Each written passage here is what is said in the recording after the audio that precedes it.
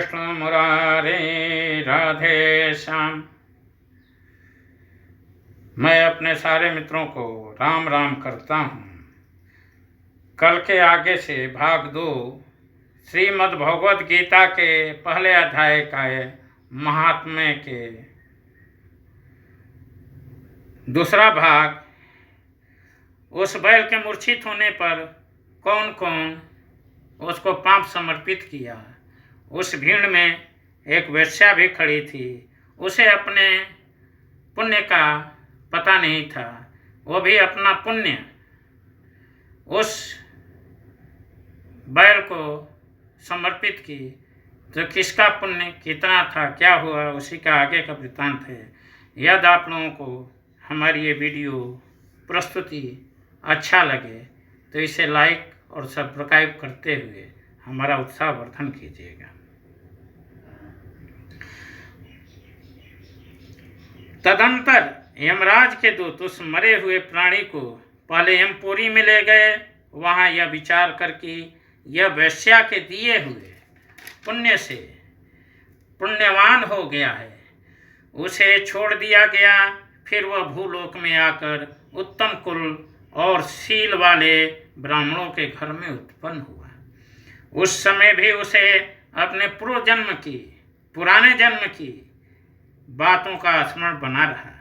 बहुत दिनों के बाद अपने अज्ञान को दूर करने वाले कल्याण तत्व का जिज्ञासु होकर वह उस वेश्या के पास गया और उसके दान की बात बतलाते हुए उसने पूछा, तुमने कौन सा पुण्य दान किया था?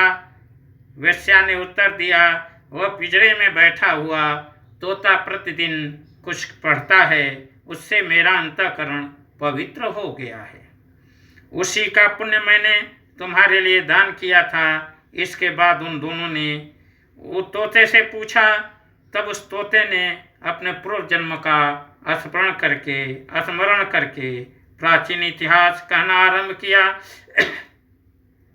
सुख बोला, पूर्व जन्म में मैं विद्वान होकर भी विद्वता के अभिमान से मोहित रहता था।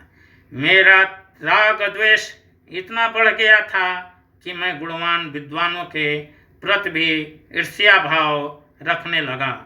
फिर समयानुसार मेरी मृत्यु हो गई और मैं अनेकों घृणित लोकों में भटकता फिरा। उसके बाद इस लोक में आया। सद्गुरु की अत्यंत निंदा करने के कारण तोते कुल में मेरा जन्म हुआ। पापी होने के कारण छोटी अवस्था में ही मेरा माता पिता से वियोग हो गया। एक दिन ग्रीष्म ऋतु में तपे हुए मार्ग पर पड़ा था। वहां से कुछ श्रेष्ठ मुनि मुझे उठा लाए और महात्माओं के आश्रम के भीतर एक पिंजरे में उन्होंने मुझे डाल दिया। वहीं मुझे पढ़ाया गया।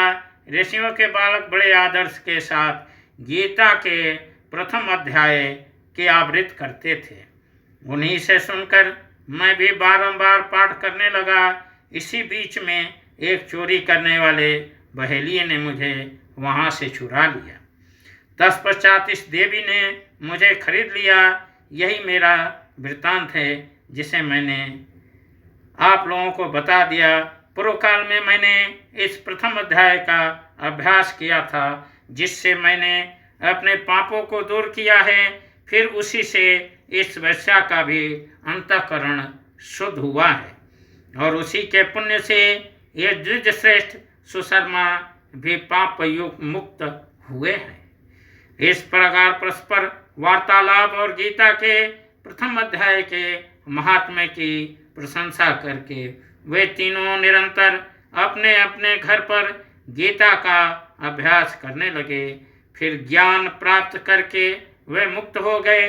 इसलिए जो गीता के प्रथम अध्याय को पढ़ता, सुनता तथा अभ्यास करता है, उसे इस भवसागर को पार करने में कोई कठिनाई नहीं होती। जय कृष्ण मुरारी राधे श्याम।